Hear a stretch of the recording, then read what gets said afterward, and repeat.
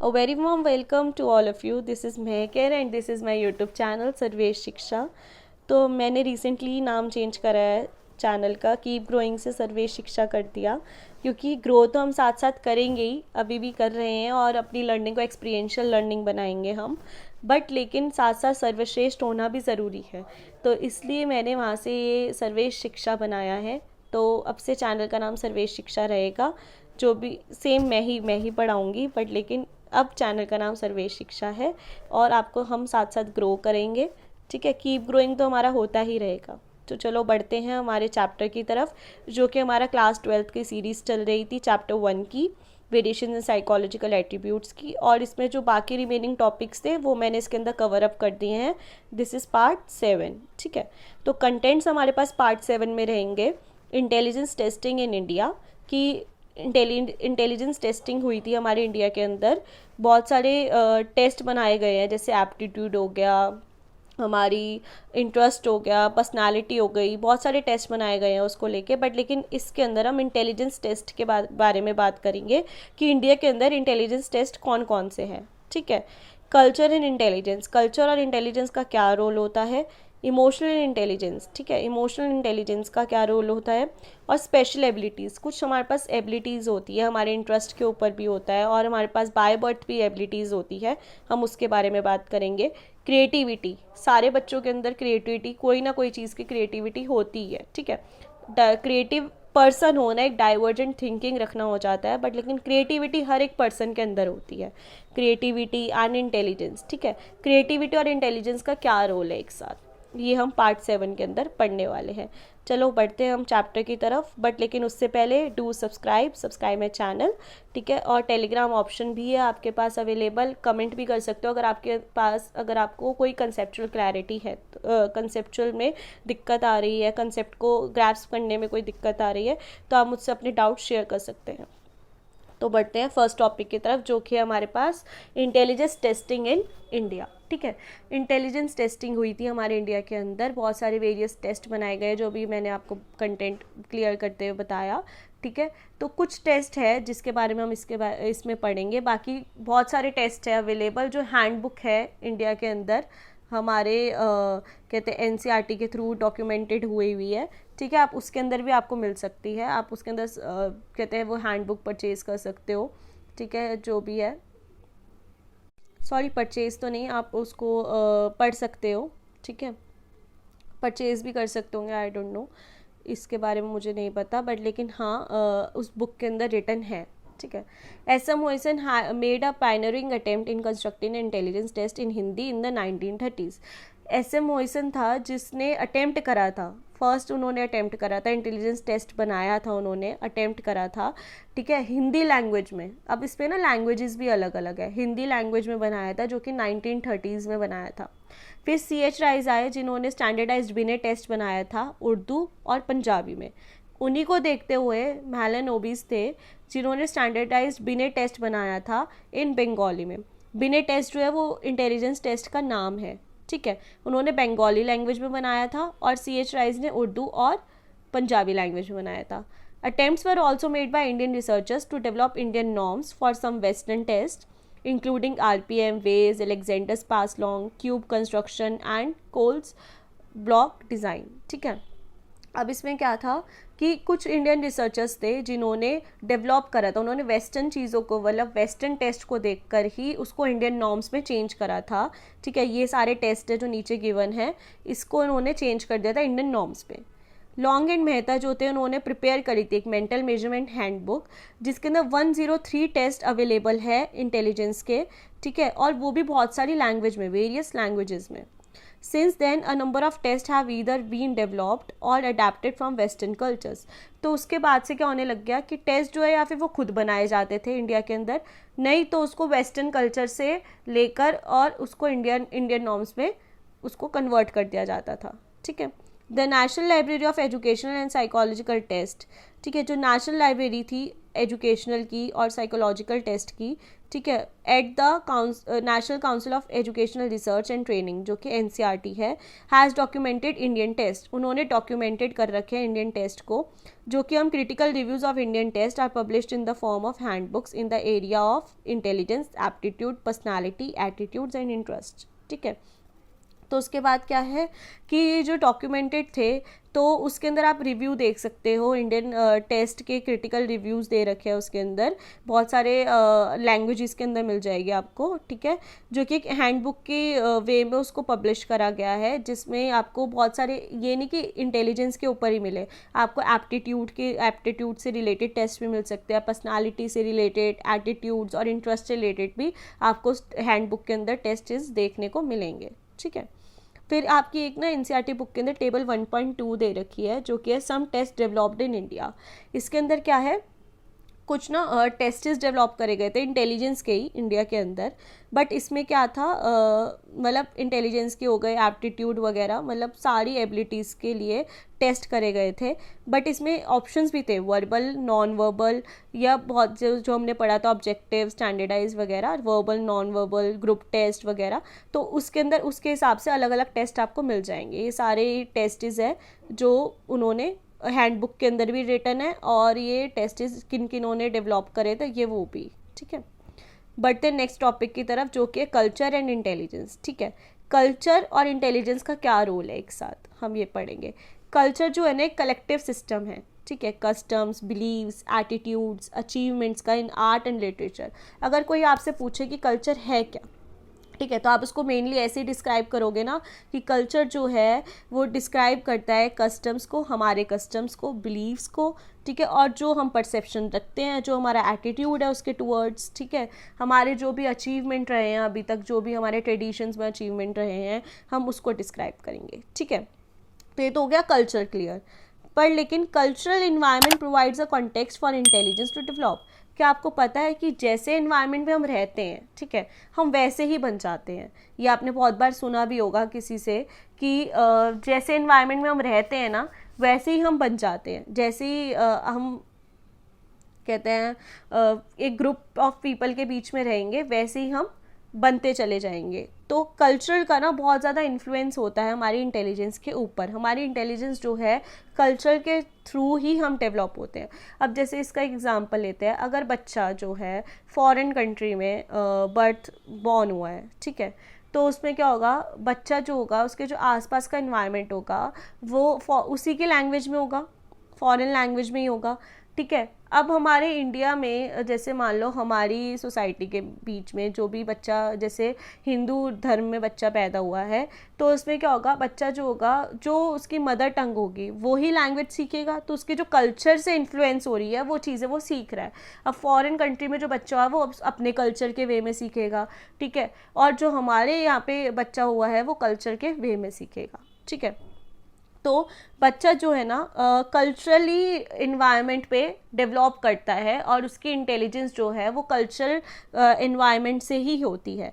इसका एक बहुत अच्छे साइकोलॉजिस्ट थे जिन्होंने ये अपना कल्चरल कॉन्टेक्स्ट के ऊपर बात करी थी, जो कि थे वाइगॉट्स्की, एक रशियन साइकोलॉजिस्ट थे। उन्होंने आर्ग्यू करा था कि जो कल्चर है ना provides a social context in which people live, grow and understand the world around them. ठीक है, वाइगॉट्स्की ने बोला था कि जो बच्चा है ना वो एक कल्चरल एनवायरनमेंट में रह रहा है, वो एक सोशल कॉन्टेक्स्ट में रह रहा है। सोशल कॉन्टेक्स्ट मतलब हमारे जो आसपास चीज़ें हो गई, हमारे सोशली चीज़ों में क्या होता है, हमारे नॉर्म्स होते हैं, रेगुलेशंस होती है, हम सोसाइटी के लिए हमारे कुछ कहते हैं वो होते हैं, डिज़ायर्स होती है कि हमें ये अपनी गोल्स तक पहुंचना है, एस्पिरेशंस तक पहुंचना है, और हमारे जो भी चीज़ें हमें या सोसाइटी को हमें देनी होती है, ठीक है, और जो फॉलो करनी होती है रूल्स रेगुलेशंस वगैरह। ठीक है, तो एक कल्चर में आता है वो। ठीक है, तो कल्चर और सोसाइटी का उन्होंने रोल बताया था कि कल्चर और सोशल कॉन्टेक्स्ट का कि कल्चरली जो है वो एक सोशल कॉन्टेक्स्ट में कैसे है। ठीक है, तो एक बच्चा जो है, अब उसके आसपास जो भी चीज़ें हो रही है, कल्चरली चीज़ें हो रही है, जैसे वो सोशल कॉन्टेक्स्ट में रहेगा, ठीक है, तो वैसे ही वो ग्रो करेगा, वैसे ही वो जीता है, ठीक है, और अपने आसपास के वर्ल्ड को उसी की तरह परसीव करता है। अब जैसे कि कहते हैं, अगर पेरेंट्स जो होते हैं, इसका एग्जांपल लेते हैं, पेरेंट्स जो होते हैं बच्चे को अच्छी चीज़ भी सिखाते हैं, बुरी मतलब बच्चे को गुड हैबिट्स भी सिखाते हैं, ठीक है, और बच्चे को कैसे डेवलप करनी इंटेलिजेंस वो भी सिखाते हैं, ठीक है, उसके एबिलिटीज़ को डेवलप करते हैं। बट लेकिन बच्चा जो है, बच्चे के ऊपर है ना कि बच्चा उस चीज़ को कैसे परसीव कर रहा है, ठीक है। बच्चा जो है वो अपने पेरेंट्स की बात सुनेगा, उसको उनको जैसे वो सिखा रहे हैं बच्चा उसको देख के अटेंड करके वैसी ही चीज़ें सीखेगा। तो बच्चा क्या हो रहा है, अपने पेरेंट्स के कल्चरली कॉन्टेक्स्ट में डेवलप हो रहा है, सोशली में भी डेवलप हो रहा है। फॉर एग्जाम्पल, इसका एक एग्जाम्पल लेते हैं, लेस टेक्नोलॉजिकल डेवलप्ड सोसाइटीज़ जो होती है उसमें सोशल और emotional skills in relating people are valued, while in technological advance societies personal achievement founded on abilities of reasoning and judgement is considered to represent intelligence, ठीक है।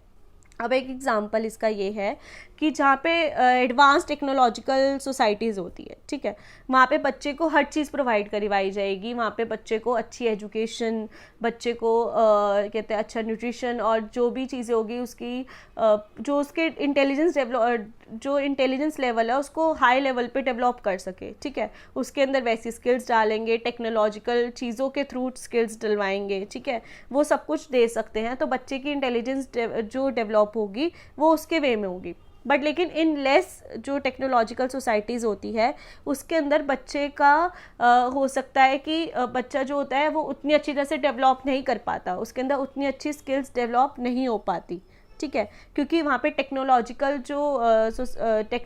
जो चीज़ें हैं वो कम होती है। वाइगॉट्स्की ने ना वो बिलीव करते थे कि कल्चर जो है ना, like individuals have a life of their own, they grown and change and in the process to specify what will be the end product of successful intellectual development, ठीक है। वाइगॉट्स्की जो होते थे वो वाइगॉट्स्की बिलीव करते थे कि इंडिविजुअल जो है ना उसकी खुद की अपनी एबिलिटी होती है कि वो अपने हिसाब से अपनी लाइफ जी सकता है, ठीक है। बच्चे के अंदर खुद की सेंस होती है कि वो अपने हिसाब से जी सकता है, हर एक इंडिविजुअल के अंदर वो अपने हिसाब से ग्रो करता है, चेंज अपने आप को चेंज करता है, सोसाइटी के लिए चेंज करता है, अपने लिए चेंज करता है अपने आप को, ठीक है। फिर जब वो चेंज हो जाते होते होते जब वो एक जब वो एक ऐसी स्टेज पे पहुंच चुका होता है जहाँ पे उसके ओवरऑल इंटेलेक्चुअल डेवलपमेंट हो चुकी होती है, तब उसका हम एंड प्रोडक्ट कह सकते हैं कि उसका जो एंड प्रोडक्ट है वो सक्सेसफुल है, ठीक है। तो वो एक कल्चरली डेवलप्ड कर रहा है बच्चा, ठीक है, अपने आप को कल्चरल इन्वायरमेंट में रख के, सोसाइटी के नॉर्म्स, सोशल नॉर्म्स वगैरह फॉलो करते करते अपने आप को चेंज करके, ग्रो करके एक अपने आप को अपनी एक इंटेलेक्चुअल डेवलपमेंट कर लेता है, ठीक है।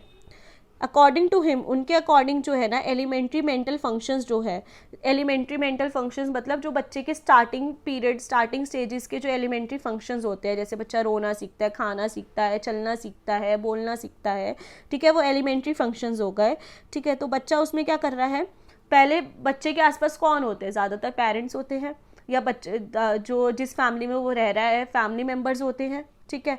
तो उनकी वॉइस को अटेंड करके वो परसीव करता है और उसी चीज़ों को सीखता है जैसे वो सिखा रहे हैं, ठीक है। जैसे कि बच्चे को चलना सिखाते हैं, ठीक है, तो घर के मेंबर्स उसको हाथ पकड़ के चलना सिखाते हैं, उसको बच्चा क्रॉल करने लग जाता है, बच्चा रोना सीखता है, अगर उसको कोई चीज़ चाहिए तो वो रोता है, रो के अपनी चीज़ों को लेता है, ठीक है। अगर उसको बोलना नहीं आता वो रो के ही अपनी इमोशंस दिखाएगा ना, तो बच्चा उसी वे में, पेरेंट्स जो होते हैं वो उसी वे में समझ जाते हैं और उसको वैसी ही चीज़ें करके देते हैं, ठीक है। उसके बाद क्या होता है, तो इसमें बोला गया है कि ये जो चीज़ें होती है ना यूनिवर्सल है, ठीक है, वो हर एक बच्चे के साथ होती है। हर एक बच्चा स्टार्टिंग में ऐसे थोड़ी ना है कि पैदा होते ही बोलने लग जाता है, ऐसा नहीं होता। तो ये स्टेजेस होती है, एलिमेंट्री फंक्शंस होते हैं कि बच्चा जो है वो कल्चरली इन्वायरमेंट पे रह के अपने आप को उसी चीज़ों को परसीव करता है जो चीज़ उसको सिखाई जा रही है, फिर उसी से उसकी मेंटल एबिलिटी डेवलप होती चली जाती है। तो इसमें क्या बोला गया है, the manner in which higher mental functions such as problem solving and thinking operate are largely culture produced. अब जैसे बच्चा बड़ा होते जा रहा है, ठीक है, उसके सब्जेक्ट्स आ जाते हैं, वो स्कूल जाना स्टार्ट कर देता है, वो मैथ्स पढ़ता है, वो साइंस पढ़ता है, SST EVS वगैरह पढ़ता है, ठीक है, तो वैसे ही वो अपनी सोसाइटी को समझने लगता है, ठीक है, अपने आसपास के एनवायरनमेंट को समझने लग जाता है कि मेरी सोसाइटी में है क्या चीज़। जैसे EVS में हम सराउंडिंग्स के बारे में पढ़ते हैं, तो बच्चा उस चीज़ को समझने लग जाता है, अच्छा ये नेचर होता है, ये ट्रीज़ होते हैं, ठीक है, ये वाटर होता है, ये स्काई होता है, तो वो बच्चा धीरे धीरे इस चीज़ को सीखने लग जाता है। फिर आते हैं हमारे मैथ्स के प्रॉब्लम्स आते हैं, वर्ड प्रॉब्लम्स आते हैं, EVS में सिचुएशंस आ जाती है, ठीक है, SST में हमारे पीरियड्स आ जाते हैं सारे अर्ली मैन्स वगैरह के, ठीक है। तो बच्चा क्या होता है, इन चीज़ों को समझने लग जाता है।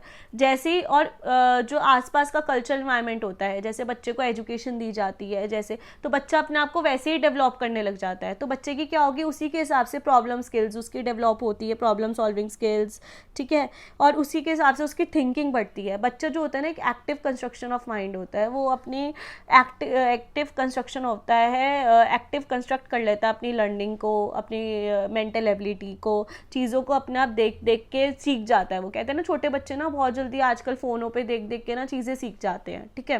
तो ऐसे ही जो बच्चे का जो एनवायरनमेंट होता है, जिस एनवायरनमेंट बच्चे को रखोगे वो उस चीज़ों को देख के सीख जाता है, ठीक है, तो उसी के हिसाब से उसकी थिंकिंग वगैरह डेवलप होती है। तो हम कह सकते हैं ये लार्जली कल्चर प्रोड्यूस्ड है, ठीक है, ये हमारे कल्चर से प्रोड्यूस्ड होता है। फिर इसी के अंदर ना स्टर्नबर्ग्स का एक नोशन है, जो कि वो बोलते थे कि कॉन्टेक्चुअल और प्रैक्टिकल इंटेलिजेंस जो है ना इम्प्लाई करते हैं that intelligence is a product of culture, ठीक है। उनके कॉन्टेक्स्ट से अगर देखा जाए तो वो ये बोला करते थे कि जो इंटेलिजेंस है ना, वही एक प्रोडक्ट है कल्चर का, ठीक है। ऐसा क्यों कि जैसे हम अपने मतलब अपनी इंटेलिजेंस को यूज़ करके, ठीक है, अपने कल्चर में रहते हैं, हम एक सोसाइटी में अपने कहते हैं अपने रूल्स को और अपने रूल्स एंड रेगुलेशंस हो गए या नॉर्म्स को हम फुलफ़िल करते हैं, हम सोसाइटी को भी देते हैं, ठीक है, वो हमारे कल्चर में आता है, ठीक है।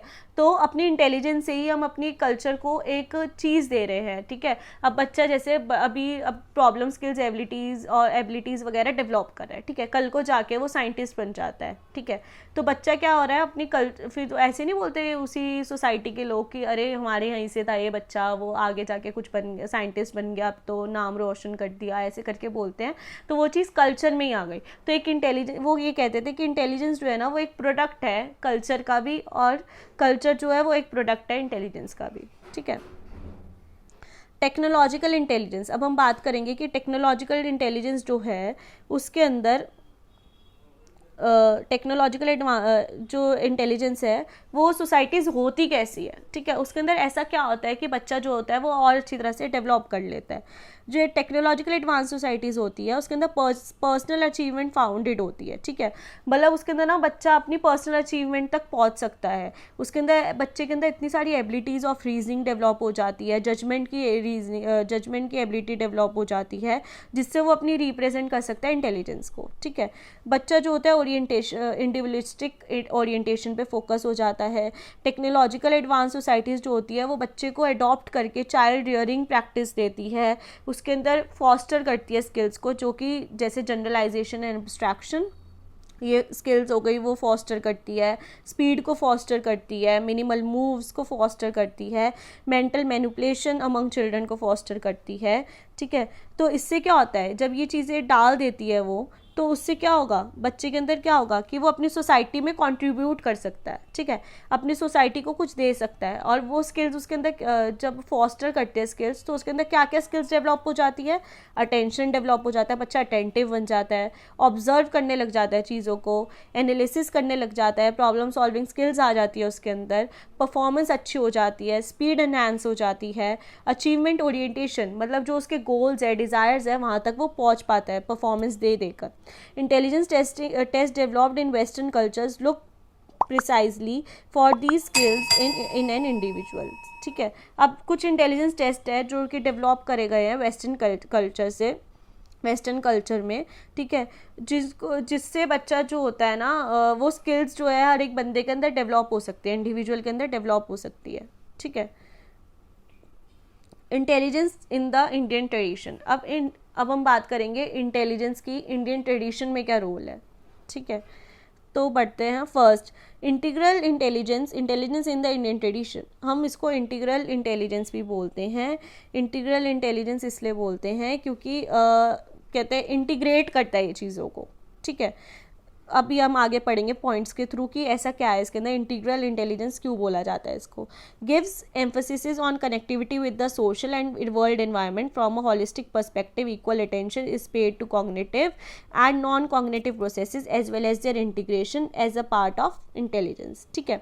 उन्होंने क्या बोला है कि इंटीग्रल इंटेलिजेंस जो होते हैं, ठीक है, intelligence in the Indian tradition के अंदर इंटीग्रल इंटेलिजेंस क्या होते हैं, वो क्या करते हैं, कनेक्टिविटी द सोशल। अब देखो बच्चा सीख रहा है, ठीक है, अपनी इंटेलिजेंस उसने डेवलप कर ली, डेवलप कर भी रहा है या कर ली, ठीक है, तो वो किसके थ्रू हो रही है, सोशल के थ्रू। वो पहले उसको कनेक्टिविटी बनानी पड़ेगी अपने सोशल इन्वायरमेंट के थ्रू, ठीक है, वर्ल्ड अपने आसपास के इन्वायरमेंट से, और उसको एक हॉलिस्टिक पर्सपेक्टिव बनाता है, ठीक है, और इक्वल अटेंशन उसको देना पड़ता है अपनी कॉग्निटिव पे और नॉन कॉग्निटिव प्रोसेसेस पे, ठीक है।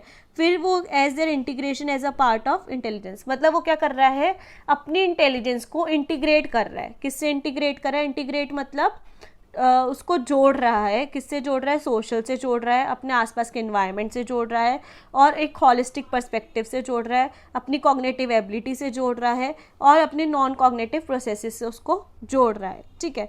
फोकस ऑन कलेक्टिविस्टिक ओरिएंटेशन, हमारे इंडियन ट्रेडिशन में फोकस करा जाता है कलेक्टिविस्टिक ओरिएंटेशन में, मतलब कलेक्टिव वे में उसको चीज़ों को ग्रैस्प करता है बच्चा, ठीक है, मतलब अपने इन्वायरमेंट से जो चीज़ें सीख रहा है, ठीक है। जैसे कि एक क्लास में टीचर जो है वो पढ़ा रही है बच्चे को, एलिमेंट्री स्कूल में बच्चे को पढ़ा रही है कि ये नेचर है, ये ट्रीज़ है, ठीक है, तो बच्चे को लाइव दिखा रही है कि ये ट्रीज़, इन्हें ट्रीज़ बोलते हैं, ठीक है। और अगर बॉल से इंट्रोड्यूस करवा रही है तो बॉल, लाइव बॉल ले आएंगे और बोलेगी कि ये बॉल है, ठीक है। तो बच्चा जो है कलेक्टिविस्टिक ओरिएंटेशन के थ्रू पढ़ रहा है। फोकस उसका जो होता है, वैल्यू करता है सेल्फ रिफ्लेक्शन, ठीक है, उसका खुद का सेल्फ रिफ्लेक्शन क्या है, वो वैल्यू होती है उसकी, ठीक है, मतलब उसकी जो ओवरऑल पर्सनालिटी है उसके ऊपर वैल्यू की जाती है, ना कि उसके सीखने के ऊपर। Less technological developed societies value social and emotional skills in relating to people, ठीक है। जो लेस टेक्नोलॉजिकल डेवलप्ड सोसाइटीज़ होती है ना, वहाँ पे बच्चा जो है ना एक इमोशनल स्किल्स भी डेवलप करता है, ठीक है। वहाँ पे क्या होता है कि बच्चे को ना वैल्यू करी जाती है उसके सोशल स्किल्स के ऊपर, ठीक है, बच्चा कैसे, उसके मैनर्स कैसे है, गुड मैनर्स से बिहेव कर रहा है या बैड मैनर्स है उसके अंदर, ठीक है, मतलब उसके अंदर बच्चे को ये देखा जाता है कि उसके सोशल वैल्यूज़ क्या है, उसकी इमोशनल स्किल्स क्या है, जितने मतलब रिलेटिंग टू पीपल के थ्रू या पीपल के लिए, ठीक है। बुद्धि according to JP Das include such skills as, अब अगर हम बात करी जाए इंटेलिजेंस के बारे में, तो हमारे इंडियन ट्रेडिशन में ना इंटेलिजेंस को ये बोला जाता है बुद्धि, ठीक है, हम उसको बुद्धि से डिनोट करते हैं। तो जेपी दास के अगर अकॉर्डिंग देखा जाए तो वो क्या बोलते हैं कि बुद्धि के अंदर ना कुछ स्किल्स होते हैं। क्या स्किल्स होते हैं कि वो मेंटल एफर्ट्स कर सकती है, डिटरमाइंड एक्शंस ले सकती है, फीलिंग्स से रिलेटेड जो भी चीज़ें हो सकती है वो कर सकती है, ओपिनियंस ले सकती है, ठीक है। कहते हैं ना एक हमारे सेंटर ऑफ द बॉडी का पार्ट क्या है, हमारा ब्रेन, ठीक है, ब्रेन के अंदर क्या है हमारी बुद्धि, इंटेलिजेंस पावर, ठीक है। Along with cognitive competence such as, अगर हम बात करी जाए कॉग्निटिव कॉम्पिटेंस की, ठीक है, कॉग्निटिव कॉम्पिटेंस मतलब हमारे मेंटल प्रोसेसेस की बात करी जाए तो उसके अंदर क्या क्या चीज़ आएगी। अगर हमारे पास ये सारी चीज़ें तो क्या क्या चीज़ हम कर सकते हैं, हम अपनी नॉलेज शेयर कर सकते हैं, नॉलेज ले सकते हैं, डिस्क्रिमिनेट कर सकते हैं चीज़ों को, डिस्क्रिमिनेशन हो सकता है, अंडरस्टैंड कर सकते हैं चीज़ों को, ठीक है। तो हम ये बोल सकते हैं बुद्धि जो है ना एक knowledge of one's own self based है ऑन, कंफ्यूज मत होना बिल्कुल भी, क्योंकि हमने अभी जो बात करी थी कल्चर एंड इंटेलिजेंस की, उसके अंदर हमने सारे ऑल कल्चर्स के बारे में बात करी थी, बट लेकिन अब हम इंडियन ट्रेडिशन के बारे में बात कर रहे हैं, ठीक है। तो इंडियन ट्रेडिशन के अंदर ये बोला जाता है कि बुद्धि जो है ना वो इंसान खुद ही अपनी नॉलेज के थ्रू उसको बढ़ा सकता है और उसको घटा भी सकता है, ठीक है, मतलब उसको नॉलेज ले रहा है, अगर वो अच्छी नॉलेज लेगा, ठीक है, तो वो अपने आप की अपनी विल और डिज़ायर तक, अपने गोल्स तक पहुंच सकता है, ठीक है। अगर उसकी नॉलेज जो है वो वेस्ट है उसके लिए, मतलब बेकार की नॉलेज ले रहा है, तो वो अपने लिए ही ले रहा है, ठीक है। तो अपनी बुद्धि के जिम्मेदार आप हर एक इंडिविजुअल खुद ही होता है, वो कैसे नॉलेज ले रहा है अपने लिए, अपने आप को कैसे बना रहा है अपने विल डिज़ायर से, ठीक है, वो सब बुद्धि का काम होता है, मतलब इंटेलिजेंस का काम होता है। बुद्धि has affective and motivational components besides a strong cognitive component. ठीक है, बुद्धि के पास ना एक अफेक्टिव और मोटिवेशनल कंपोनेंट भी होता है। अगर हम मतलब उसके पास इंटेलेक्चुअल कंपोनेंट की जगह भी, मतलब मेंटल प्रोसेसेस की जगह भी, वो अपने आप को खुद मोटिवेट कर सकता है, वो मोटिवेशन ले सकता है, उसके पास भी इमोशंस होते हैं, फीलिंग्स होती है, जिससे वो आगे के अपने ओपिनियंस ले सकता है। ठीक है, ओपिनियन बना सकता है। Facets of intelligence in the innate edition, कुछ फेसिट्स होते हैं, मतलब कुछ अलग उसको डिवाइड कर दिया गया है एक कॉम्पिटेंस के थ्रू कि कौन कौन से टाइप्स ऑफ इंटेलिजेंस होते हैं हमारे इनेट एडिशन के अंदर। ठीक है, एक होता है कॉग्निटिव कैपेसिटी। ठीक है, ये पूरे टेबल बनाई थी, ये थोड़ी ब्लर है बट लेकिन समझ में आ रहा है, तो थोड़ा जूम करके देख लेना।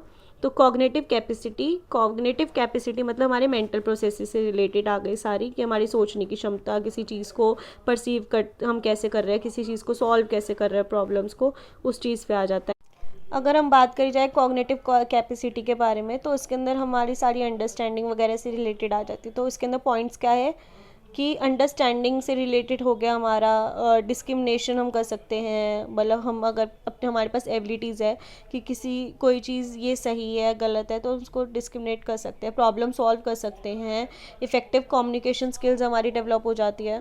फिर हमारी आती है सोशल कॉम्पिटेंस। ठीक है, हमारे सोशल कॉन्टेक्स्ट में क्या क्या आता है कि रिस्पेक्ट फॉर सोशल ऑर्डर। ठीक है, मतलब इसमें आ जाता है कि बड़ों की रिस्पेक्ट करना, और जो हमारी सोसाइटी के थ्रू हमें, मतलब सोसाइटी को हमें कंट्रीब्यूट करना है, हमें उसकी रिस्पेक्ट करनी चाहिए, हमें अपने लॉज की रिस्पेक्ट करनी चाहिए। ठीक है, जो हमने कमिटमेंट करी है एल्डर्स को, यंग वंस को, ठीक है, नीडी वंस को, वो हमें फुलफिल करनी चाहिए उनकी कमिटमेंट्स को।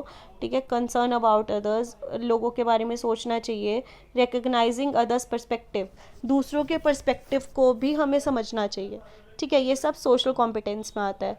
फिर आता है इमोशनल कॉम्पिटेंस। ठीक है, इमोशनल कॉम्पिटेंस होते हैं हमारे इमोशनल कॉम्पिटेंस में क्या आता है, self regulation and self monitoring of emotions. ठीक है, अब किसी के अंदर, अब हर पर्सन के अंदर, हर इंडिविजुअल के अंदर अलग अलग टाइप्स के इमोशंस होते हैं। ठीक है, हो सकता है, होता नहीं, एक एग्जांपल लेते हैं इसका, हम मूवी देख रहे हैं, कोई इमोशनल सीन आ गया। ठीक है, किसी को कम इफेक्ट करेगा वो। ठीक है, कोई अपने इमोशंस नहीं दिखाता, कोई रोने लग जाएगा उस सीन को देखकर। ठीक है, तो अपने इमोशंस को रेगुलेट करना, ये भी इंटेलिजेंस के ऊपर आता है। ठीक है, अब हर किसी के आगे तो नहीं रो सकते ना।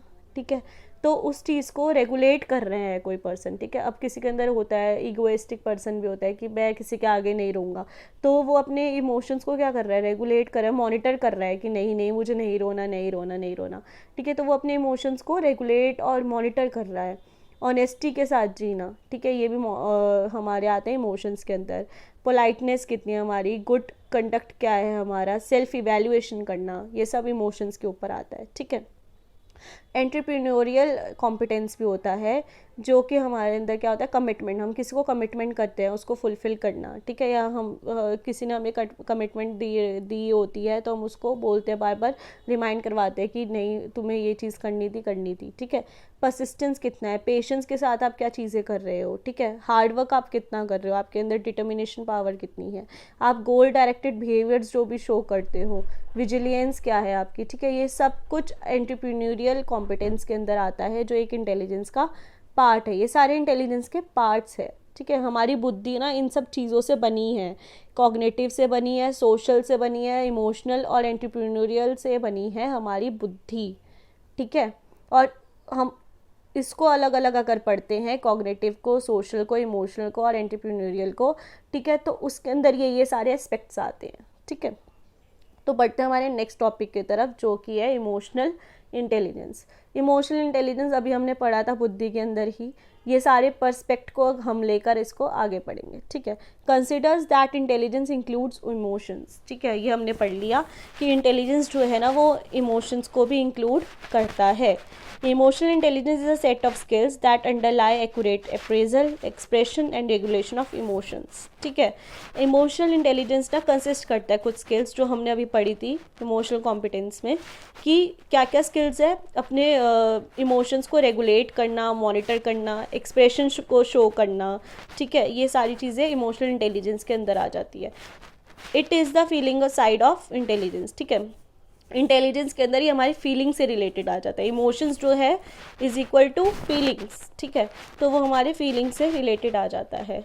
Salivary and Mayar defined emotion Salovey and Meyer defined emotional intelligence as the ability to monitor one's own and others' emotions, to discriminate among them, and use the information to guide one's thinking and actions. ठीक है, दो psychologist थे, कौन से, सेलेवे and मायर। उन्होंने क्या बोला था, इमोशनल इंटेलिजेंस जो है ना एक एबिलिटी होती है कि हर एक इंडिविजुअल अपने आप को मॉनिटर कर सकता है, अपने इमोशंस को, और दूसरों से अलग बनाते हैं हमें, ठीक है। अब अभी बात करी थी मैंने मूवी देखते हुए, जो सीन्स आते हैं इमोशनल सीन्स आ गए, तो हर ज़रूरी नहीं है सारे पर्सन्स रो रहे हो, मतलब सारे इंडिविजुअल उसको देख के रो रहे हो, नहीं, सबका उसको इमोशंस को दिखाने का अलग अलग तरीका होता है, इसलिए हमें वो सबसे अलग बनाता है, डिस्क्रिमिनेट करता है among them, and use the information to guide one's thinking and actions. हो सकता है किसी के अंदर ना बहुत ज़्यादा एबिलिटीज़ भी होती है कि अपने दूसरों के इमोशन समझ लेता है, अपने इमोशन से कनेक्ट करके उसको उनकी फीलिंग्स को समझता है, उनके एक्शंस और थिंकिंग्स को समझकर उनको वो उसको वे बताता है, इंफॉर्मेशन देता है, गाइड करता है उसको, ठीक है। इमोशनल क्वेश्चन, अब देखो इमोशनल इंटेलिजेंस के अंदर जैसे इंटेलिजेंस लेवल होता है हमारा, उसको हम IQ बोलते हैं, ठीक है, तो ऐसे ही इमोशनल क्वेश्चन होता है। अगर हमें इमोशनल इंटेलिजेंस को चेक करना है तो उसके लिए बनाया गया था emotional question. EQ is use to express emotional intelligence. क्यों यूज़ करा जाता है, ताकि हम एक्सप्रेस कर सकें कि पर्सन के अंदर कितना ज़्यादा इमोशनल इंटेलिजेंस है, ठीक है। In the same way as IQ is use to express intelligence, ठीक है, IQ जो होता है वो इसलिए यूज़ करा जाता है टू एक्सप्रेस इंटेलिजेंस, ठीक है। कंफ्यूज मत होना, IQ आ जाए, अगर I पहले आ जाए तो इसका मतलब I डिनोट करता है इंटेलिजेंस को, तो IQ हुआ इंटेलिजेंस, ठीक है, इंटेलिजेंस टेस्टिंग।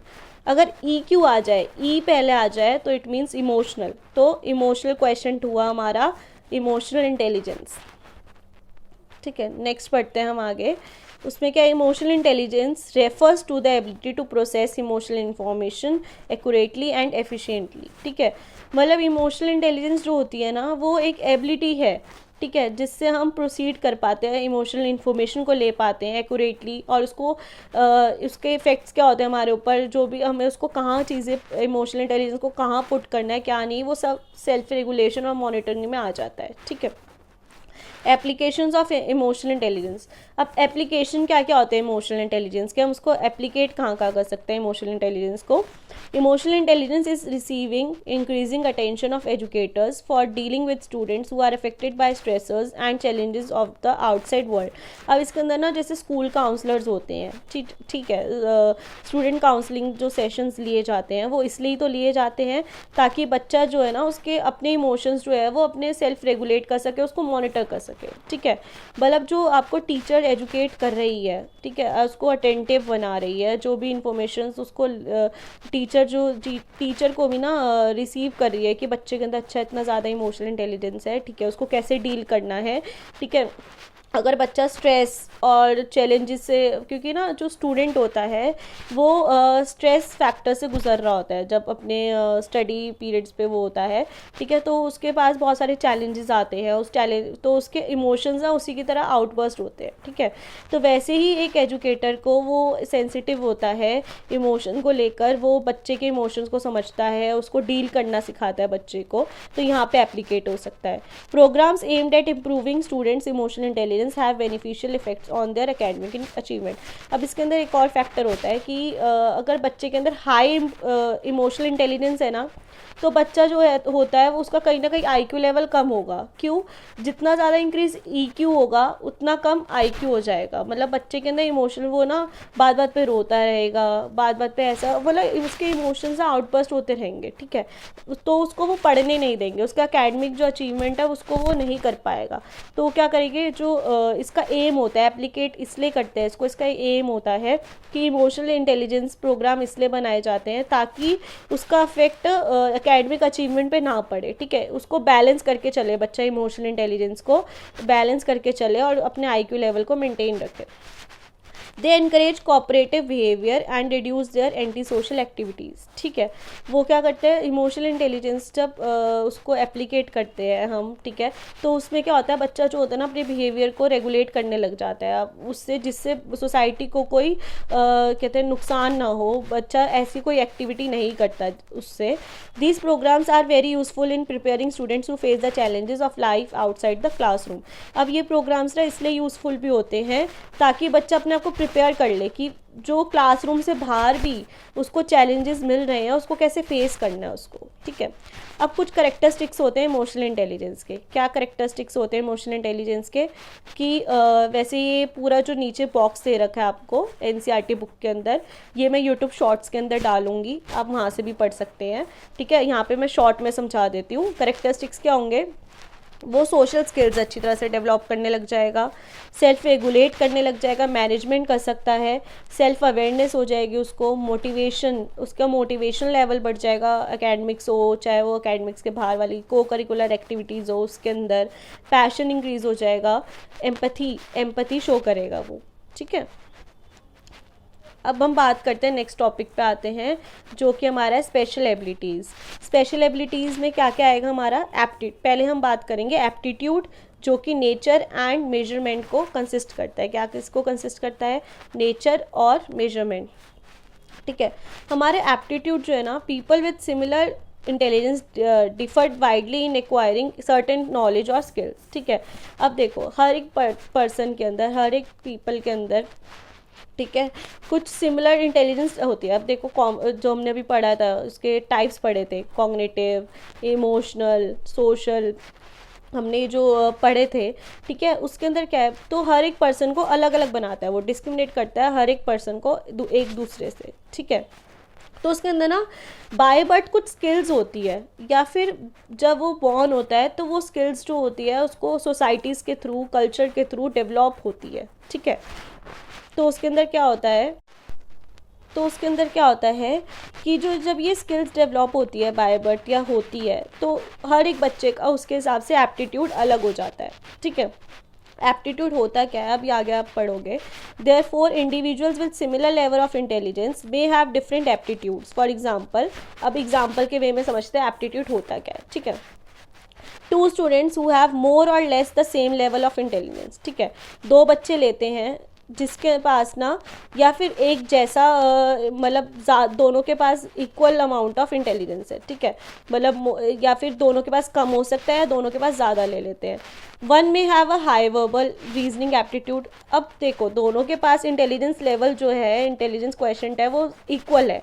ठीक है, बट लेकिन हो सकता है उस बच्चे की, एक बच्चे के पास हाई वर्बल रीजनिंग हो, ठीक है, और दूसरे के पास हाई न्यूमेरिकल रीजनिंग हो, मतलब एक बच्चा मैथ्स में ज़्यादा अच्छा हो और एक बच्चा प्रॉब्लम सॉल्विंग स्किल्स में ज़्यादा अच्छा हो। ठीक है, अब पता चला एप्टीट्यूड होता क्या है। एप्टीट्यूड होता है कि हमारे पास इंटेलिजेंस लेवल, अगर आईक्यू हमारे पास सेम है, ठीक है, बट लेकिन हमारे पास जो चीज़ें हैं, जो हमारे पास स्किल्स है, वो अलग है। ठीक है, तो सबके पास एप्टीट्यूड्स डिनोट होता है स्किल्स से। ठीक है, तो सबके पास स्किल्स अलग अलग होती है। ज़रूरी नहीं है कोई आर्ट एंड क्राफ्ट में अच्छा हो तो दूसरे वाला भी आर्ट एंड क्राफ्ट में अच्छा हो, नहीं, हो सकता है वो डांसिंग में अच्छा हो, म्यूज़िक में अच्छा हो। तो अगर हम आगे बढ़े तो एप्टीट्यूड हमें पता चल गया कि वो होती है स्किल्स। ठीक है, एप्टीट्यूड एंड इंटरेस्ट। अब हमारे स्किल्स और इंटरेस्ट में क्या डिफरेंस है, अब बात करते हैं हम। A person may be interested in a particular job or activity but may not have the aptitude for it. हो सकता है कि अब इंटरेस्ट ना सबका अलग अलग होता है। ठीक है, हो सकता है बच्चा ना फुटबॉल में इंटरेस्टेड हो, ठीक है, बट लेकिन उसके पास वो स्किल्स नहीं है कि वो फुटबॉल अच्छा खेल सके। सिमिलरली अ पर्सन में have the potentiality for performing a job. ठीक है, हो सकता है कि उसके अंदर ना पोटेंशियल है। ठीक है, अब बच्चे के पास स्किल्स है कि वो फुटबॉल खेल सकता है, but may not be interested in doing that, but लेकिन वो फुटबॉल खेलना ही नहीं चाहता। In both cases the outcome will not be satisfactory. ठीक है, अगर हम दोनों केसेस को देखा जाए, अगर हम देखें तो लेकिन आउटकम्स जो होंगे, जो उसका प्रोडक्ट होगा फाइनल, वो सेटिस्फैक्ट्री नहीं होगा, क्योंकि अगर एक जगह इंटरेस्ट है पर दूसरी जगह स्किल्स नहीं है। अगर एक जगह स्किल्स है तो दूसरी जगह इंटरेस्ट नहीं है, ठीक है। तो इंटरेस्ट और स्किल्स जो है ना वो इंटरप्ले करते हैं एक दूसरे से, मतलब इंटरेस्ट भी होना चाहिए और आपका स्किल्स भी होना चाहिए, तो जो प्रोडक्ट आएगा वो सेटिस्फाइड होगा।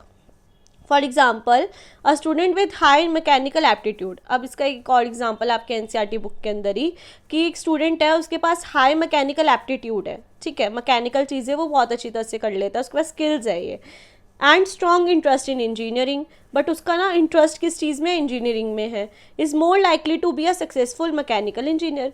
अब देखो वो आगे जाके सक्सेसफुल हो सकता है, क्यों, उसके चांसेस ज़्यादा क्यों है, क्योंकि उसका इंटरेस्ट भी इंजीनियरिंग में है और उसके पास जो मैकेनिकल एप्टीट्यूड है वो भी ज़्यादा है, ठीक है, मतलब उसकी स्किल्स भी ज़्यादा है और इंटरेस्ट तो है ही, तो वो सक्सेसफुल हो सकता है।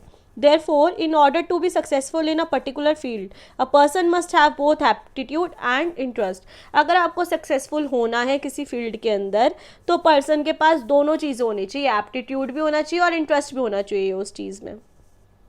Aptitude test are available in 2 forms. अब एप्टीट्यूड टेस्ट जो है ना, अब देखो अब हम कैसे पता लगाए कि बच्चे के अंदर कौन सा एप्टीट्यूड है, कि कौन सी स्किल्स है बच्चे के अंदर, तो इसका टेस्ट आते हैं, 2 फॉर्म्स के टेस्ट होते हैं।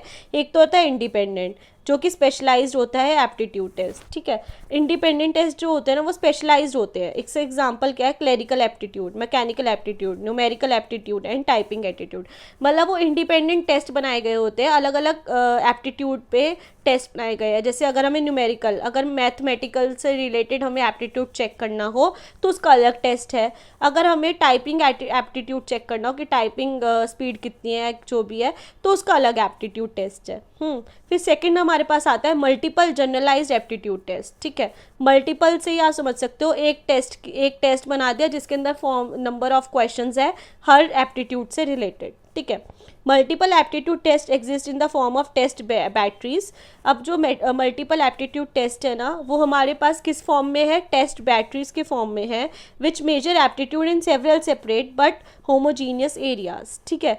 मतलब ज़्यादा एरियाज़ को कवर करते हुए वो मेजर कर लेती है, मतलब एप्टीट्यूड को सेवरल सेपरेट जगहों पे उसको बता देती है। अब मैंने ना आफ्टर माई 10th, ठीक है, मैंने टेस्ट करवाया था अपने पर्सनालिटी का और अपने इंटेलिजेंस का, तो उसमें और स्किल्स का भी करवाया था। तो पर्सनालिटी के अंदर ही स्किल्स के टेस्ट हो जाते हैं, तो मैंने वो पूरा टेस्ट करवाया था, अराउंड मुझे 5000 के आसपास का पड़ा था।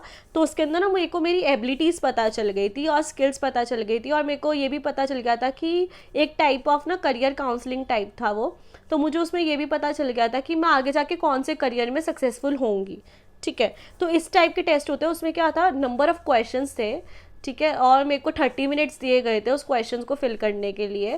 पहले मुझे मतलब रैपिड फॉर्मेशन बनाई थी मेरे से, जो सामने मेरा जो भी इंस्ट्रक्टर था उसने मुझसे रैपिड फॉर्मेशन बनाई थी, मुझे इंस्ट्रक्शंस दी थी कि आपको कैसे सॉल्व करना है क्या नहीं है। उसमें MCQs टाइप के थे और मुझे ना जस्ट क्वेश्चन को रीड करके उसको फिल करना था, ठीक है। उसमें ना अलग अलग टाइप से क्वेश्चंस थे, लाइक कि एनवायरनमेंट से रिलेटेड भी थे और हमारे हेल्थ इश्यूज से रिलेटेड भी थे, ठीक है। तो मुझे लेटर ऑन पता चला कि हेल्थ और जो एनवायरनमेंट से रिलेटेड इश्यूज थे, अगर मैंने उसमें मेरे जो स्कोरिंग अराउंड जितनी भी उनके इंटेलिजेंस क्वेश्चन से मिल रही थी, तो इसका मतलब मैं आगे जाके रिसर्च और साइंटिफिक चीज़ों में सक्सेसफुल हो सकती हूँ, ठीक है। तो मतलब उन्होंने, और अगर मेरी मैथमेटिकल क्वेश्चंस की स्कोरिंग ज़्यादा उतनी मिल रही थी, तो इन केस कि मैं इन फ्यूचर मैं CA की लाइन में जा सकती हूँ या कुछ, तो मेरी तो साइंटिफिक चीज़ें निकली थी। तो ऐसे हम प्रिडिक्ट कर लेते हैं, कुछ स्कोरिंग भी अलग अलग टाइप की होती है, तो स्कोरिंग के थ्रू वो प्रिडिक्ट कर लेते हैं कि आगे जाके कौन से करियर में हम या आप सक्सेसफुल होंगे, ठीक है। Examples, differential aptitude test DAT। अब इसके एग्जाम्पल्स है, कुछ मल्टीपल टेस्ट के एग्जाम्पल्स है, जैसे कि DAT डिफरेंशियल एप्टीट्यूड टेस्ट बनाया गया है, the general aptitude test battery GATB and the armed services vocational aptitude battery ASVAB are well known aptitude test batteries. ये टेस्ट बैटरीज है, अगर आपको अपने ऊपर करवानी हो या कहीं पे आप जो करियर काउंसलिंग वगैरह करते हो ना, उनके पास ये लाइसेंस होते हैं कि वो ले सकते, मतलब कर सकते हैं कुछ के पास ही, ठीक है। नहीं तो जो मेंटल हेल्थ केयर सेंटर्स होते हैं वहाँ पे आप टेस्ट कंडक्ट करवा सकते हो जाके। वहाँ पे आपको या उनसे आपको नॉलेज मिल जाती है कि कहाँ पे टेस्ट वगैरह अवेलेबल है, तो आप वहाँ पे जाके उसको करवा सकते हो। Among these DAT is most commonly used in educational settings, ठीक है। अब एजुकेशनल के बारे में अगर हम बात करी जाए, एजुकेशनल सेटिंग्स में कौन सा टेस्ट सबसे ज़्यादा यूज़ करा जाता है? डिफरेंशियल एप्टीट्यूड टेस्ट, ठीक है। इट कंसिस्ट ऑफ इंडिपेंडेंट सब टेस्ट, ठीक है। हो सकता है मेरी बारी में डीएटी टेस्ट हुआ हो, ठीक है, जिसके अंदर ये सेवरल जो 8 टाइप्स ऑफ जो फैक्टर्स है वो कंसिस्ट थे, ठीक है। जैसे कि verbal reasoning, numerical reasoning, abstract reasoning, clerical speed and accuracy कितनी होती है, mechanical reasoning, space relations, spelling, language usage, ठीक है। ये सारे 8 फैक्टर्स है जो कंसिस्ट करे गए थे इंडिपेंडेंट सब टेस्ट के अंदर, जो कि डीएटी के अंदर है, डिफरेंशियल एप्टीट्यूड टेस्ट के अंदर है, ठीक है। J.M. Ojha has developed an Indian adaptation of DAT. DAT किसने बनाया था? इंडियन एडेप्टेशन जो डीएटी की हुई थी वो किसने करी थी? J.M. ओझा ने। Several other aptitude tests have been developed in India for measuring scientific, scholastic, literary, clerical and teaching aptitudes, ठीक है। कुछ सेवरल एप्टीट्यूड टेस्ट भी बनाए गए थे इंडिया के अंदर जो ये सारे फैक्टर्स मेजर करते हैं एप्टीट्यूड्स के अंदर। अब हम बात करते हैं हमारे नेक्स्ट टॉपिक की तरफ, जो कि हमारा लास्ट टॉपिक है, क्रिएटिविटी एंड इंटेलिजेंस, ठीक है। पर क्रिएटिविटी एंड इंटेलिजेंस को पढ़ने से पहले हम ये जान लेते हैं कि क्रिएटिविटी होता क्या है। क्रिएटिविटी तो हम सारे ही जानते हैं ऑलमोस्ट, ठीक है। डाइवर्जेंट थिंकिंग रखने वाला। Creativity is the ability to produce ideas, objects और प्रॉब्लम सॉल्यूशंस, ठीक है। क्रिएटिविटी का मतलब होता है कि हमारे पास एबिलिटी ये होती है कि हम अपने माइंड में ideas, different types of ideas ले आते हैं एक बारी में। कि मान लो किसी को चार्ट पेपर दे दिया जाए और बोलो आपको ड्रॉ करना है, तो अगर उसके पास क्रिएटिविटी होगी आर्ट एंड क्राफ्ट के अंदर, तो वो क्या करेगा, एक बारी में ना इतने सारे आइडियाज़ आ जाएंगे उसके माइंड में, ठीक है। ऑब्जेक्ट्स के आइडियाज़ हो जाते हैं, स्पेशल रिलेशंस के आइडियाज़ हो जाते हैं, हम किसी भी सॉल्यूशंस का प्रॉब्लम निकाल लेते हैं, ईजिली निकाल लेते हैं, और एक प्रॉब्लम का ना डिफरेंट टाइप्स ऑफ सॉल्यूशंस हमें नज़र आ जाते हैं, ठीक है। नॉवल, दैट आर नॉवल मतलब प्रेजेंट में चल रही हो चीज़ें, ठीक है। अप्रोप्रिएट एंड यूजफुल, अप्रोप्रिएट होती है, यूज़फुल होती है, जो भी हमारी क्रिएटिविटी होती है। Manifestations of creativity can be observed in a novel solution to a problem. अब देखो, अगर किसी पर्सन के अंदर क्रिएटिविटी है, ठीक है, अगर वो क्रिएटिविटी को एनहांस करता है या मैनिफेस्ट करता है, तो उसके आपको क्या दिखेगा, अपने अंदर चेंजेस नज़र आएंगे। क्या क्या चेंजेस? जो भी रीसेंट प्रॉब्लम्स आ रही होगी, प्रेजेंट में आपकी प्रॉब्लम्स चल रही होगी, उसको आप सॉल्यूशन ढूंढ लोगे इजीली, काम नेचर के बन के रहोगे। इन्वेंशन, आप कोई ना आप क्रिएटिविटी करते रहोगे, ठीक है। कॉम्पोजिशन ऑफ अ पोम और अ पेंटिंग, किसी को डांस करना पसंद है तो अपनी क्रिएटिविटी डांस में दिखाएगा, किसी को पोम लिखना पसंद है तो वो पोम में कॉम्पोजिशन दिखाएगा, किसी को पेंटिंग करना पसंद है तो वो उसमें दिखाएगा। New chemical process, an innovation in law, a breakthrough in preventing a disease etcetera, ठीक है। मतलब बड़ी सी बड़ी बीमारी के सॉल्यूशन वो ढूंढ लेगा, वो अपने आप को प्रिवेंट करेगा चीज़ों से जो कि उसके लिए मतलब डिसएडवांटेज में उसको डाल सकती है, उससे अपने आप को प्रिवेंट करेगा। One common element among this is the production और समथिंग न्यू एंड यूनिक, ठीक है। अब इसके अंदर क्या होगा, वो कुछ ना ऐसी चीज़ें प्रोड्यूस करने की सोचेगा जो कि कुछ न्यू हो, हटके हो और यूनिक हो, ठीक है। Creativity is not just limited to a selected few. The artist, the scientist, the poet, or the inventor, an ordinary individual who is engaged in simple occupations like poetry, carpentry, cooking, etc., can also be creative. अब creativity ना हम ये नहीं बोल सकते कि आप काम कर रहे हो तो वो क्रिएटिविटी होगी, नहीं। जो एक्सेप्शनल केसेस होते हैं ना, लाइक जो हम बोलते हैं कि आर्टिस्ट है, मतलब पेन, मैंने देखा था एक आर्टिस्ट को पेन से ही ना स्केच कर रहा था, ठीक है। तो सोचो कितनी क्रिएटिविटी उसके अंदर होगी कि वो बिना, मतलब हम तो एक ड्राइंग भी करते हैं तो पेंसिल इरेजर हमें चाहिए होती है, और ये वो तो पेन से ड्रॉ कर रहा था और वो इतनी बढ़िया स्केच उसने बना के दी, ठीक है। तो वो एक आर्टिस्ट है, उसके पास क्रिएटिविटी है उस चीज़ को परफॉर्म करने के लिए, उसके पास एबिलिटीज़ है, ठीक है, और प्लस उसका इंटरेस्ट भी होगा, ठीक है। तो वहाँ से क्रिएटिविटी डिराइव हो गई।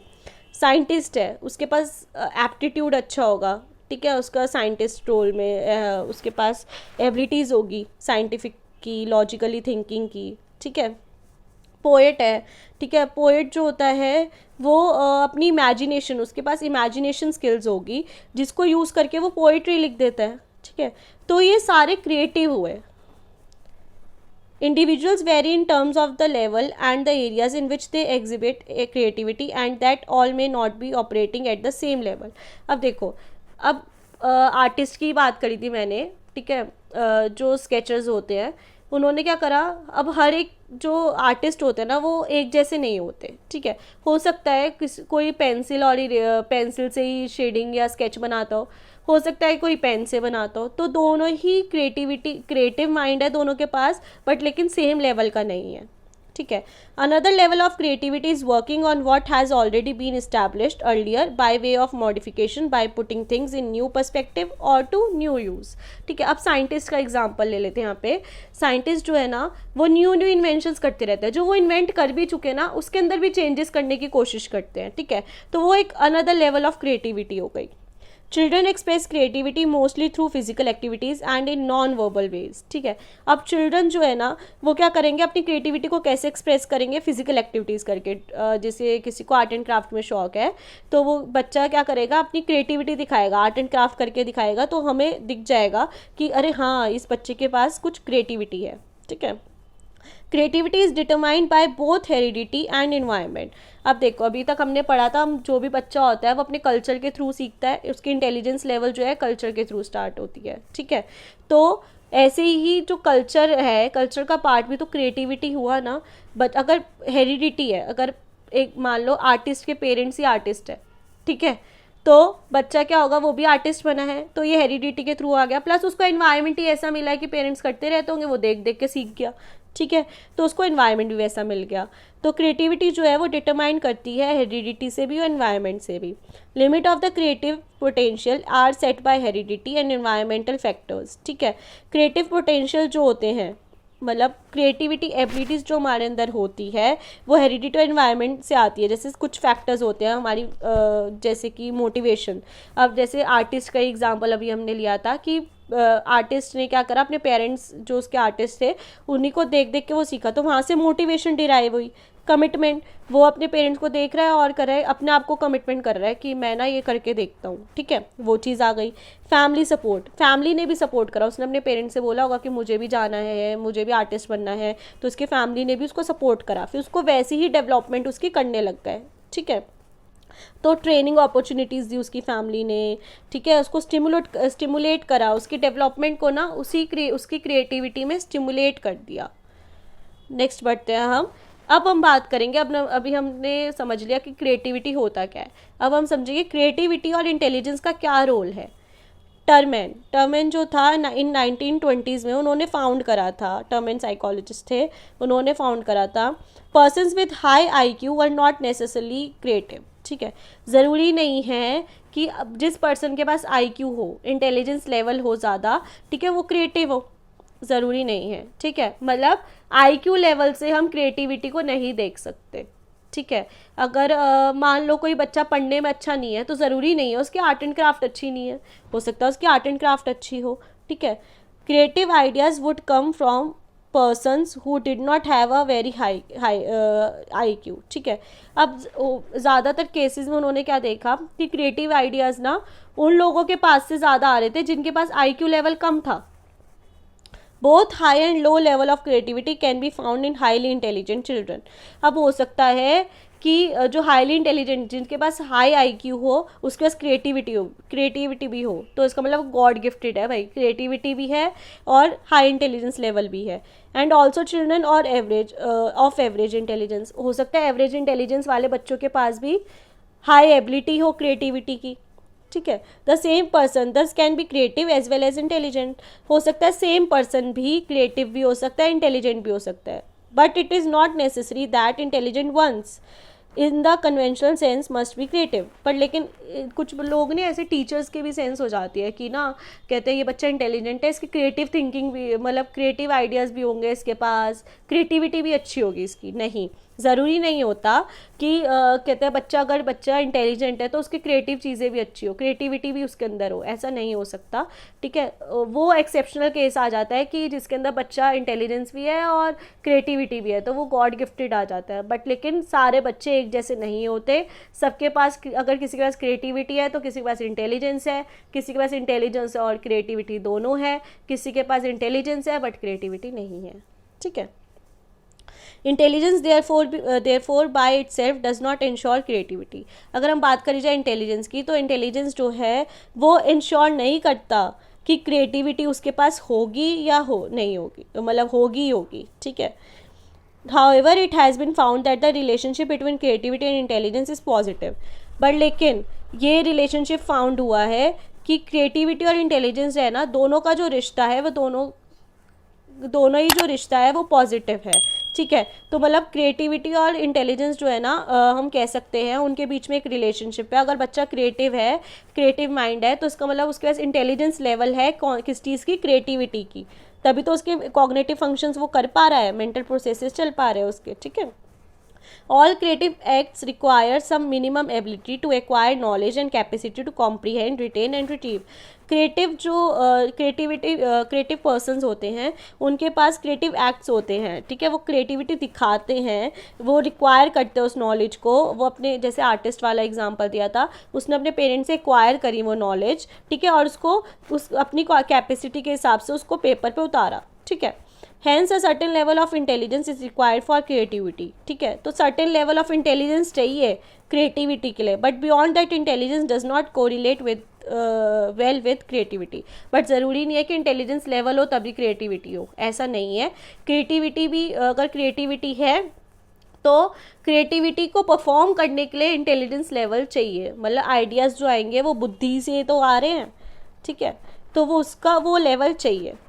नेक्स्ट है, फीचर्स होते हैं कुछ क्रिएटिविटी टेस्ट के, ठीक है। क्रिएटिविटी टेस्ट के फीचर्स है कुछ ओपन एंडेड होते हैं, ठीक है।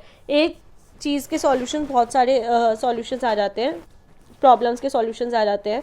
Allow the person to think of different answers the questions, जो मैंने डाइवर्जेंट थिंकिंग की बात करी थी, एक बार इसको रीड कर लेना जो भी है। जैसे कि involves divergent thinking, assess the ability to produce a variety of ideas, सारी चीज़ें वही आ जाती है डाइवर्जेंट थिंकिंग में, ठीक है। क्रिएटिव होना मतलब हर एक एक्सपेक्ट में सोचना, ठीक है। कुछ ना फेमस साइकोलॉजिस्ट थे जिन्होंने क्रिएटिविटी टेस्ट को डेवलप करा था, ठीक है। कौन कौन से साइकोलॉजिस्ट थे? एक तो गलफोर्ड थे, टॉरेंस थे, काटेना, वालच एंड कोगन, पारमेश, और भी बहुत सारे साइकोलॉजिस्ट थे जिन्होंने क्रिएटिव टेस्ट को डेवलप करा था, ठीक है। ये भी हैंडबुक के अंदर आपको मिल जाएगा। मोस्टली इन्वॉल्व कन्वर्जेंट थिंकिंग, ठीक है। अब क्या होता है, मतलब जैसे कि ना मोस्टली इन्वॉल्व्ड कन्वर्जेंट, इसमें एक और चीज़ है, डाइवर्जेंट थिंकिंग का मतलब होता है एक प्रॉब्लम के बहुत सारे सॉल्यूशंस होना, ठीक है, आइडियाज़ बहुत सारे होना, बट लेकिन उसको एक्यूरेट होना भी ज़रूरी है, ठीक है। तो एक्यूरेसी आ जाती है हमारी कन्वर्जेंट थिंकिंग के अंदर, ठीक है। Person has to think of the right solution to a problem. अब मान लो क्रिएटिविटी ना उस चीज़ में भी आ जाती है कि क्रिएटिव होना मतलब डाइवर्जेंट थिंकिंग रखना, ठीक है, एक प्रॉब्लम के बहुत सारे सॉल्यूशंस रखना, बट उसका एक्यूरेट होना भी ज़रूरी है। मान लो कोई प्रॉब्लम है, ठीक है, आपने वहाँ पे सही सॉल्यूशन नहीं लगाया, ठीक है, तो वो क्रिएटिविटी आपके पास है, बट लेकिन उसका एक्यूरेट नहीं हुए ना आप, ठीक है। तो person has to think of the right solution to a problem. अगर कोई प्रॉब्लम है तो उसका राइट सॉल्यूशन सोचना चाहिए उस पर्सन को। The focus is on assessing abilities such as memory, logical reasoning, accuracy, perceptual ability and clear thinking, ठीक है। उसका फोकस होना चाहिए कि वो जो भी एबिलिटीज़ ले रहा है अपनी क्रिएटिविटी में डाल रहा है, उसका लॉजिकल होना ज़रूरी है, रीजनिंग होना ज़रूरी है, उसकी अपनी परसेप्चुअल एबिलिटी से होना ज़रूरी है, और एक क्लियर थिंकिंग रखने वाला हो। Little scope for the expression of spontaneously originality and imagination, ठीक है, मतलब अपने एक्सप्रेशन भी दिखाए ना तो ऐसे दिखाए कि उसके अंदर ओरिजिनल वे है वो उसका, ठीक है, मतलब कॉपी वाली चीज़ें ना हो, उसके खुद के वे में वो चीज़ों को दिखाए, उसकी इमेजिनेशन पावर खुद की हो, ठीक है, मतलब कॉपीड वाली चीज़ें ना हो, तो अपने एक्सप्रेशंस को वो ज़्यादा अच्छी तरह से दिखा पाता है, ठीक है। तो यहीं तक का था, हमारे चैप्टर पूरा कवर हो चुका है। कोई भी डाउट हो तो आप मुझे टेलीग्राम पे भी भेज सकते हैं, नहीं तो आप मुझे कमेंट पे भी कमेंट कर सकते हैं जो भी आपके डाउट्स हो, ठीक है। डाउट फॉर्म भी अवेलेबल है, आप वहाँ पे भी मुझे कॉन्टैक्ट कर सकते हैं, आपके सारे डाउट्स क्लियर होंगे, ठीक है। Hope you will find it productive and informative. Do like, share, comment and subscribe my channel. Keep supporting guys. Thanks a lot. Stay tuned for more updates.